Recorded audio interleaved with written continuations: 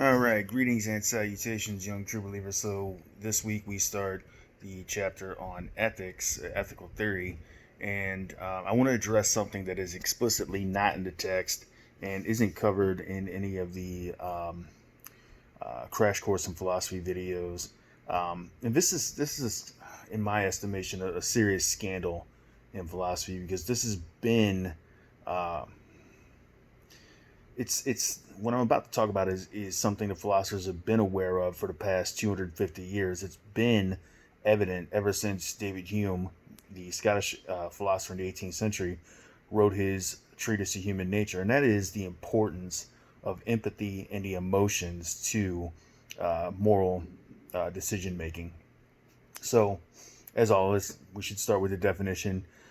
Empathy is a psychological capacity that human beings have to temporarily suspend their own emotional state. And we don't do this voluntarily, obviously, but it's a capacity we have to temporarily suspend our own emotional state so as to experience someone else's emotional state as if it were our own. Um, so to illustrate this point, Hume asks you to consider a murder scene. And you walk in and you see a murder and you see blood and you see a murder weapon, you see a victim, right? Uh, Hume asks you, where's morality in that? Is it in the weapon? Is it in the corpse? Is it in the blood?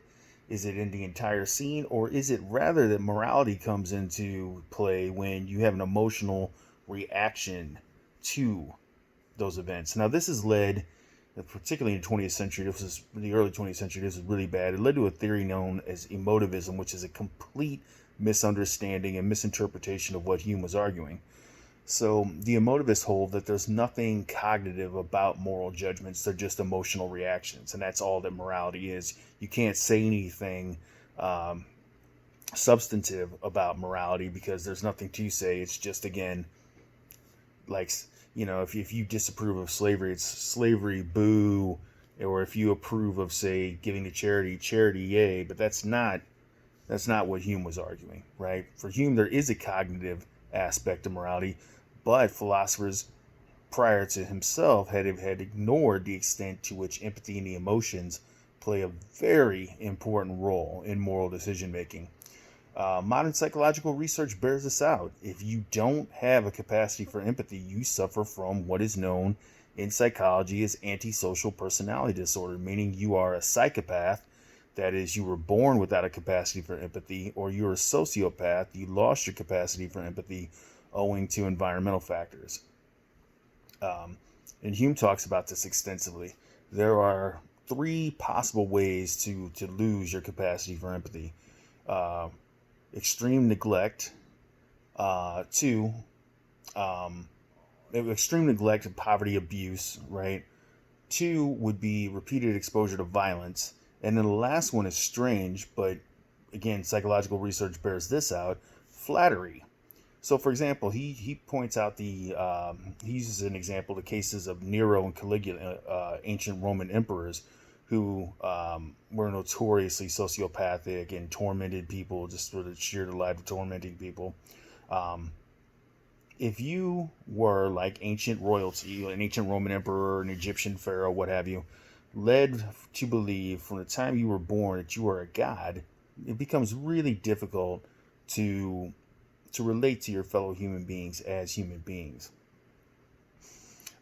This led the English philosophy, these considerations, right? They, again, with the exception of one uh, moral theory we'll talk about, feminist care ethics, most philosophers, and most astonishingly of all to me, is Kant, who cited Hume as his greatest philosophical influence, just completely glosses over, just ignores the role that empathy and emotions play in moral decision making.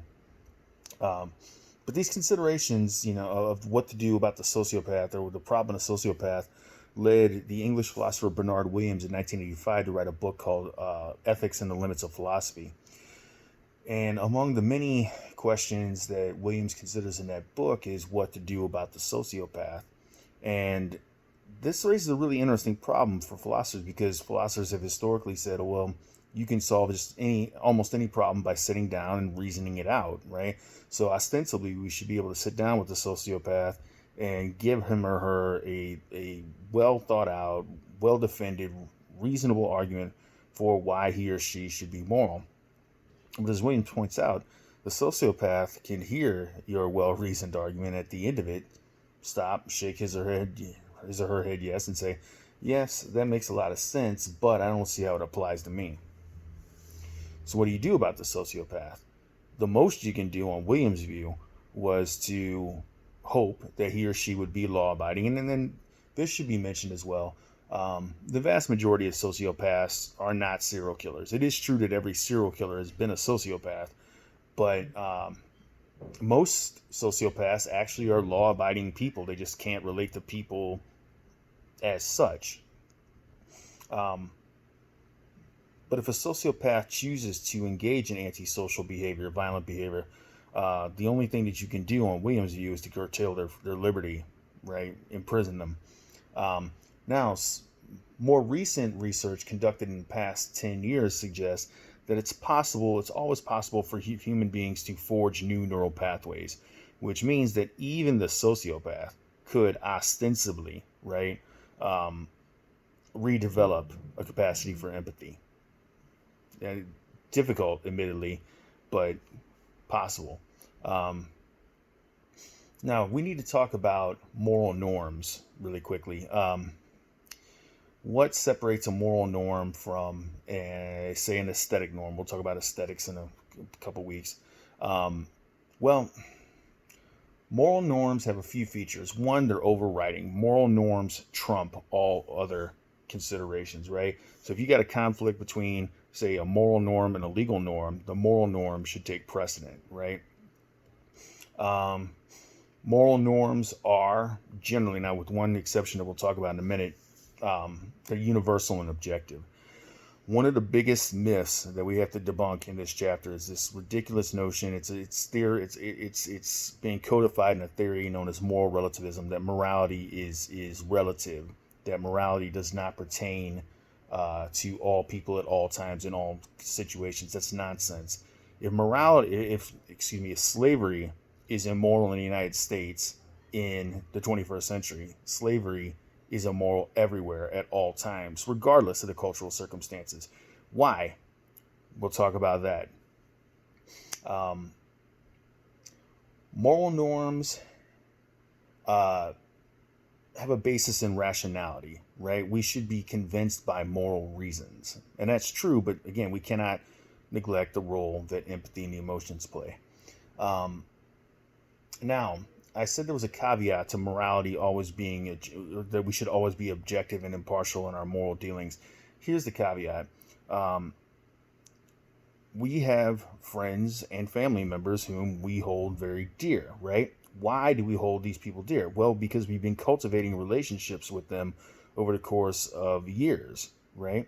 They matter more to us than, say, strangers do because we have these special trust relationships with them. Those trust relationships we hold with family and friends are not insignificant, right? And so, imagine you got tickets to the Super Bowl, right? The 49ers are playing in the Super Bowl, the Raiders are playing in the Super Bowl. And you could take your best friend who you know is a big fan, but you decide to hold a raffle for the other ticket because, you want to be impartial. Now that seems really weird. Or imagine your friend's in the hospital and you came to visit them. You knew they were lonely and kind of depressed by the situation. So you went to see them, you cheer them up, and at the end of it, they tell you, well, I'm so glad you came to visit me. And you say, well, I didn't come to visit you because I like you. I came to visit you because it's my moral duty. Right? Doesn't work. So we can be partial in our moral dealings. Now, it is, as a general rule, a good idea to be impartial, as impartial and objective as we can, but we can't always be impartial and objective with respect to moral dealings. Now, one last notion, and we're going to talk extensively about this. This is an ancient problem. No philosopher is under this illusion or operates under this illusion, but many people on the street, many lay people do. This notion that you cannot be a moral person if you're not a believer in God. This is an ancient problem. It goes back to Plato and Socrates and Plato's famous dialogue, the Euthyphro. Belief in God is not at all requisite for one to be a moral person, a good moral person. All that you need to be a good moral person is empathy and reason, and that's it, right? Um, as for this notion that you have to be a believer in God to be good, Plato points out there's a serious problem with that doctrine. One, do the gods love the good because it's good, or is it the case that the good is good because the gods love it? In other words, this is what's known as the Euthyphro problem, the famous Euthyphro problem, and you'll see this talked about at length in the Crash Course Philosophy video on the divine command theory. What Plato and Socrates are asking for is clarification on whether or not morality stems from God, or whether or not the gods look to an objective standard of goodness. Because if the gods look to an objective standard of goodness, right, then that would make more sense, because, again, the gods, presumably, if they exist, or God, singular, exists, they can't be harmed in any way. So morality wouldn't pertain to them.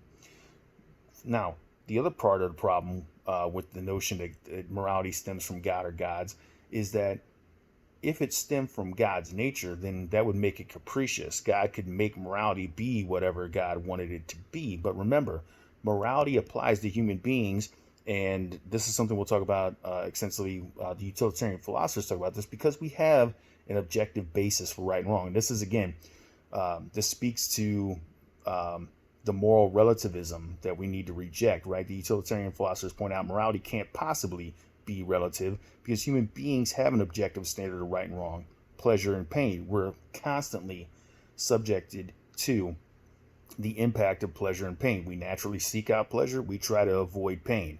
If you do something that causes an entity, another sentient being, pain, you're probably 9 times out of 10, unless you're a surgeon or a trainer, a physical trainer or something like that, you're helping somebody through physical rehab. If you're causing someone pain, you're probably doing them wrong, almost certainly, right? So morality is not relative, and we do have an objective standard for right and wrong.